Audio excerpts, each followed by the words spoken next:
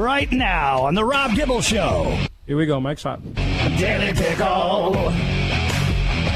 Daily Pickle. Daily Pickle. It's a Daily Pickle. This segment is sponsored by Oak Hill. Oak Hill is Connecticut's largest private providers of services to people with disabilities. Oak Hill, empowering people with disabilities. OakHillCT.org. All right, who's the list now? Do you want to talk with Rizzo first? I guess that's the closest thing to our neighborhood. Anthony Rizzo was a nationally televised game. Everybody saw it. Everybody saw him get knocked down at first base, fall awkwardly, and he broke his wrist and broke his arm. And so he is out indefinitely right now, 4 to 6 weeks.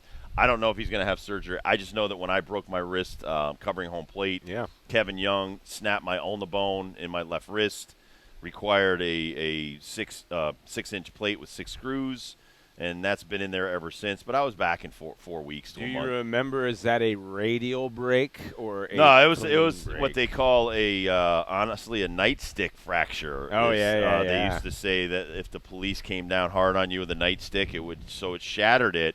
It was 100% displaced, so they had to reduce it, pull it together, and then put screws in it. So I'm fascinated by that stuff. I know some of it people may be a little bit squeamish, but for an athlete, when you need that, they now have the technology where they can get you out quicker, and it's easier by putting in a piece of hardware other than because adults don't heal like children. Like if a child did that, my older daughter fell down a couple of stairs and snapped both bones in her wrist on both sides. And they were able to set it. She doesn't even know which side it broke on. Wow. That's how good of a job that they did. So, but for adults, we don't heal as quickly. A lot of times it doesn't heal right anyway, so they would rather put the hardware in there anyway. So, whether it's a thumb, they put screws in on it, stuff like that. But it gets you out there quicker. Well, I saw 4 to 6 weeks for Anthony Rizzo, and I would think it'd be more on the 6-week side, if not even longer than that, for the radial break. And a guy that's been struggling at the plate. You don't know what's going to happen when he comes back and what he's going to be like. In the meantime, we're picking up a guy by the name of Ben Rice. He's coming to us from the minor leagues of Scranton Wilkes-Barre the last 11 games. Put on quite a show at the plate. This is more about this kid at the plate than it is anything else, or why he's getting called up to try to fill this Anthony Rizzo hole. Over 600 slugging at Scranton Wilkes-Barre. Before that, Somerset AA, very fantastic batting average. I think it was at 314 off the top of my head. Comes to us from Dartmouth, was drafted late in the draft by the New York Yankees, so this wasn't a guy they were counting on. This was a guy that's kind of showed out here in the last couple of summers and minors. And timing, man. Timing is some of the best things for these pro athletes, and he's going to get a chance at first. Now, here's the one thing that scares me. When you go to his profile and you go to his statistics, most of the time you see catcher in his position. This is a catcher, a true catcher, not a true first baseman. Now he's coming up to the bigs. Does that give you pause about Ben Rice filling this hole for Anthony Rizzo? Not at all, because Bryce Harper played his entire career in the minor leagues, in college, high school, as a catcher. And he started his first game in the major leagues in center field.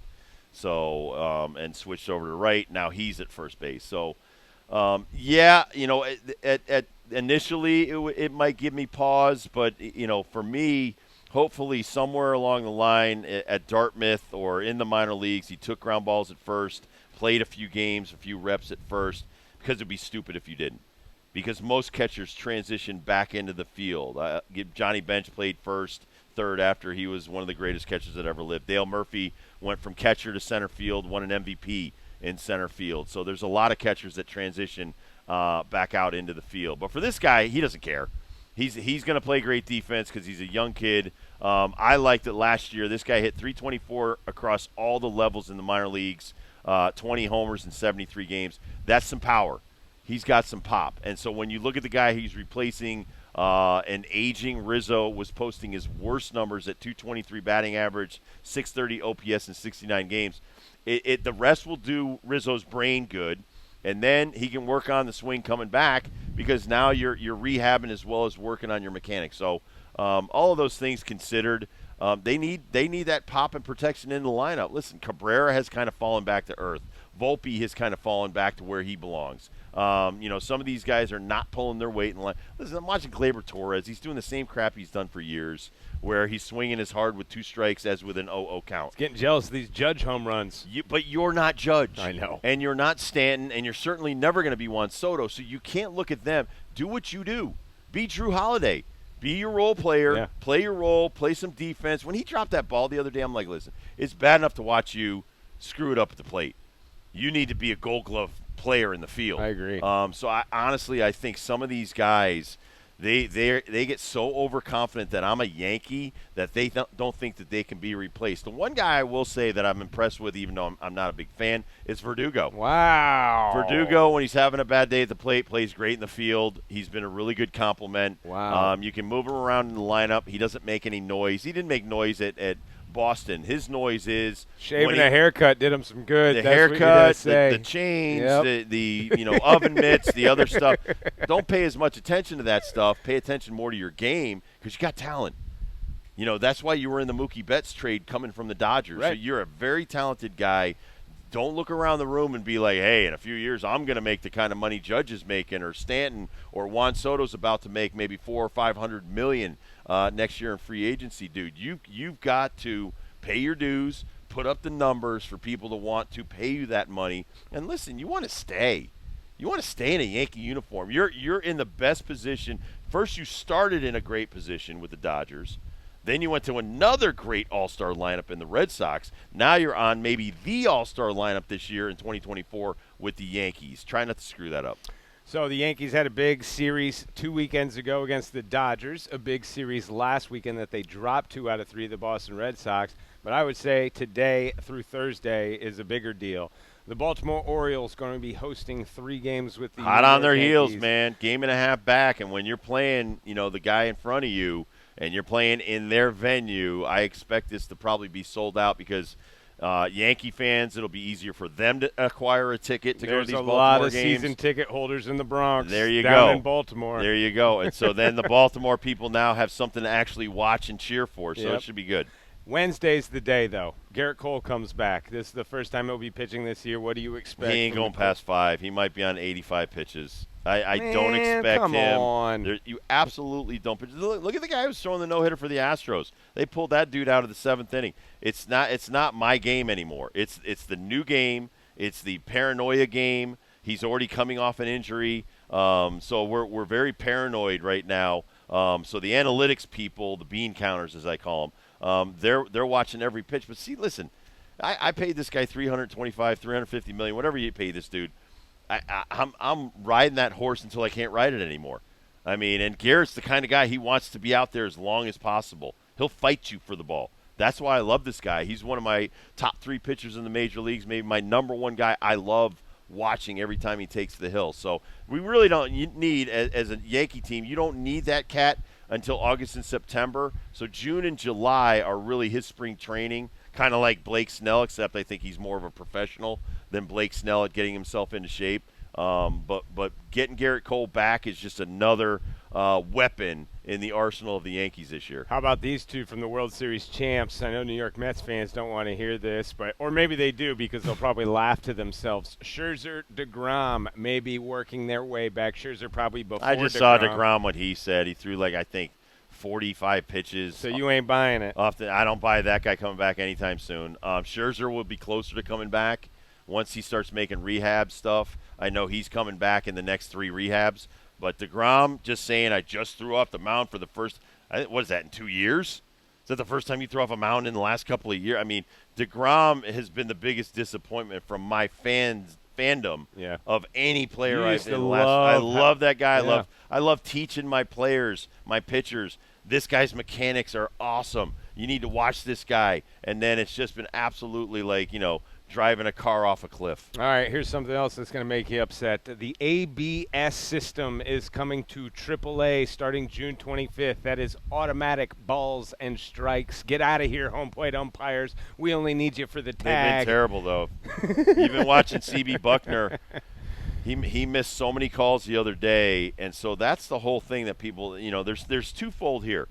There will be no reason for you to frame any longer because you'll have that system.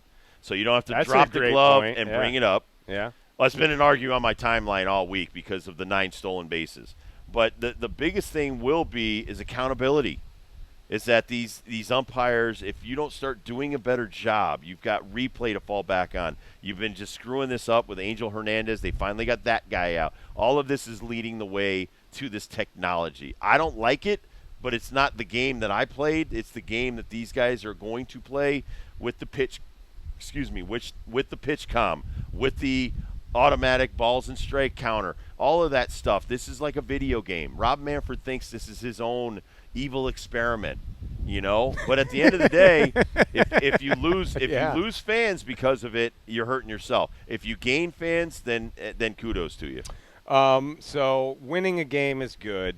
Winning 2 games is great. Winning 3 games, that's what we call a winning streak. Boston Red Sox are on one. Don't look now. The New York Mets have won 5 in a row. They just got done sweeping San Diego, and they 6 won in a row now. 6 in a row? 8 of their last 10. There's a theory out there. The tide has turned for the New York Mets ever since they let McDonald's own Grimace throw out the first pitch. Ever since Big Purple Grimace has donned the mound, the Mets cannot lose. Secret weapon. Well, it was really Bartolo Colon in the outfit. No, it was That's Bartolo what I've been Colon told. just painted himself purple. Yes, Bartolo painted himself purple, and he's trying to make a comeback. Listen, I love Mayor McCheese. Oh, I love same here. The Hamburglar. I'm bigger fans than them than Ronald. Yes, exactly. Ronald was a freak. Yeah, he used he's to scare the weird. crap out of me. Grimace is cool. But the Grimace was always cool. So, Shamrock Shakes. I'm a big fan of all that Fry stuff. guys. Listen, anything to change your luck. I mean, honestly, I think their bad luck started with Timmy Trumpet. It really has. Edwin It Diaz really has. blowing out at WBC. Yeah. It's been nothing but bad luck. So if I'm Steve Cohen, man, I don't care if I get the Spice Girls to come over and do a show after the game. I mean, anything I can do to change the bad karma we've had for the last 3 years. I did see the Cincinnati Reds take it to Mr. Skeens the other day, and I was Let's talk about happy this. to see that I for wanted you. to talk about this because Chris Rose is a former colleague of mine. He does a podcast, and him and his partner were talking this trash. This guy has 7 starts, and they're saying for the fans, Skeens should make the All-Star team. Hall of Fame, Caitlin Clark. It's Caitlin unbelievable. First of all, Clark. I Put 'em on mean, Team USA too. For the women's basketball. The Olympic team's one thing. You're representing your country. You really need to be good to make that team. Best of the best. The All-Star game has become a joke under Rob Manfred. The It's a video game. 64 players, 32 aside, it's a travesty. I was honored to make 2. I played against like 25 future Hall of Famers in 90 and 91. I shouldn't, in my mind, be on those teams, and I had spectacular years. One year, I had 46 appearances by the All-Star break. Another year, I was 23 for 23 in saves. Don't diminish the All-Star game saying it's for the fans. It's not. The players, it's the highest honor other than winning a championship that you can bestow on a player. That's the highest level. And so for in my career, I felt like I earned it. I made it as a setup guy. I made it as a closer. This guy hasn't earned that right. I don't care what anybody says. 7 starts. He'll have about, 20, not even 20 starts, maybe 15, 16, 18 starts. No way this guy's an all-star. And here's the biggest thing. It has nothing to do with Skeens. It's a corporate show. Home Run Derby is a corporate event. All-Star Game is a corporate event. Your Yankee fan, your Red Sox fan, John Q. Public is not allowed there. No. And I've covered so many of them. So it's all corporate seating. It's all a bunch of, swinging you-know-whats. And it's like this is not – so the only people that would be watching Skeens that give a crap would be the fans on TV. Yeah, it's kind of the theme in sports today, man. Yeah. I mean, you don't really have to win championships or do much, and as long as you got to make a social media name. Exactly. Honestly, as long as your I'd rather good. follow his girlfriend more than him. He does some of that drive line crap that I'm trying to get my pitchers to avoid. He and Trevor Bauer have been one of the most miserable, additions to professional baseball with their crap. Roger Clemens was brilliant this morning. He was on a podcast, and he talked about James Andrews, who did 2 surgeries on me, on my shoulder. He did Roger Clemens' surgeries. He said he has never done so many 15-year-old pitching surgeries in his career than the last couple of years.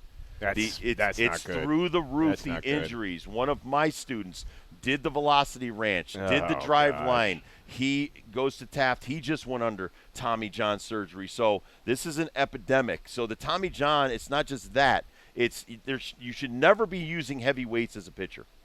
You should not swim as a pitcher. You should not do push-ups as a pitcher. And anybody that tells you you should is an idiot. And Roger Clemens essentially said that today. Clemens pitched into his 40s. This guy And he's a should be in the workout Hall of Fame. machine, Oh, he too. was an absolute Yeah. animal. Yeah. Animal. I don't care what anybody says. So when Clemens tells you to stop doing something, the weight work, the stuff and I watch these. We call them they're influencers. They're not pitching coaches. They're not baseball coaches. They're influencers. And for people that think that they're helping the game, they're crushing these young people. The one thing I've learned over the last 25 years is the bone growth in a young person's body. So the bones and the plates in a pitcher's arm aren't finished growing till they're 20, 22 years old. So to sit there and pump 15-pound weights, do all this other stuff with these weighted balls that are 2 and 3 pounds is against everything that you're ever taught as a pitcher. So, people are like, well, that's, Dibble, you're talking about 145 years of baseball. Yeah. And back in the 60s and 70s when they threw 350 innings, they weren't getting hurt. Right. But now when they're throwing 175 innings, guys are dropping like flies. So it's not about pitch count. And I know I'm on a soapbox here. It's a 70% off-speed ratio to fastballs. Only 30% of these pitches are fastballs. I was 75, 80% fastballs. Okay? Most of my contemporaries were 75, 80% fastballs. Terry Mulholland, left-hander for the Phillies, 90, 95% fastballs, was amazing big league pitcher. So we're in reverse now in a really bad era of pitching injuries. And so to watch that guy do his thing or say he should be an all-star to me is counterproductive to young kids. I'm expecting it to hurt the market one of these days. Like Yamamoto going down might be a thing, and there's going to be a bunch of other big money guys that are in the starting pitching roles. Who in your mind is the greatest baseball player in the last 5 years? Shohei Ohtani. Okay, I'll give you Okay? that. All right, Shohei yeah. Ohtani. He's Okay. a freak. He can play offense and defense. He pitches and he can hit home runs, right? Okay. He's had 2 Tommy Johns in 5 years.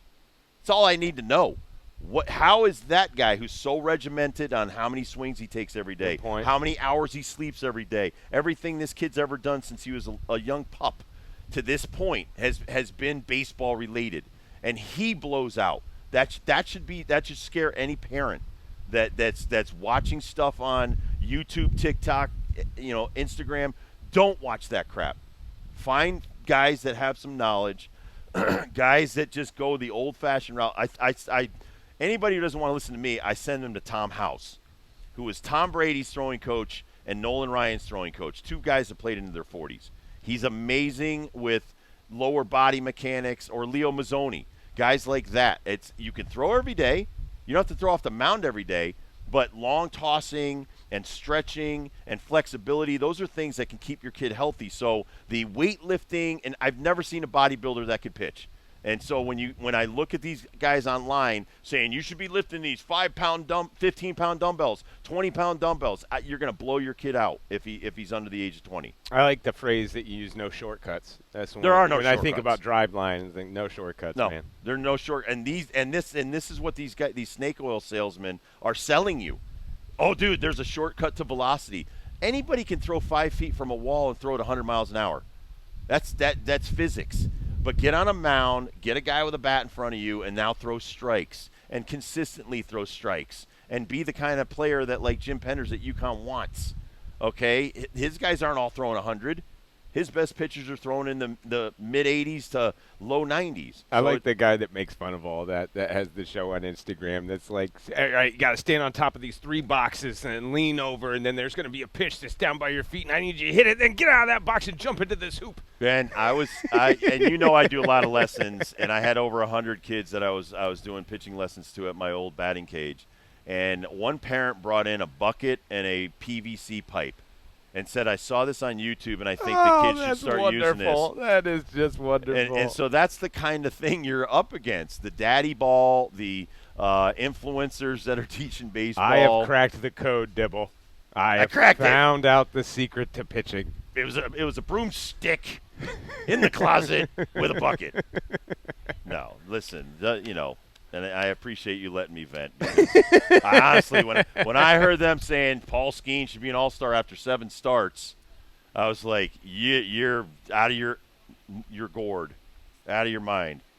And we got the lovely Renee DiNino coming up next. She's angry About this. She's going to tell us all about the Heat and all about everything here at the Travelers Championship next. It's Renee DiNino from the River 105.9 here, part of our iHeart family, will join us next live from the Travelers all week. It's the Rob Dibble Show with Ben Darnell.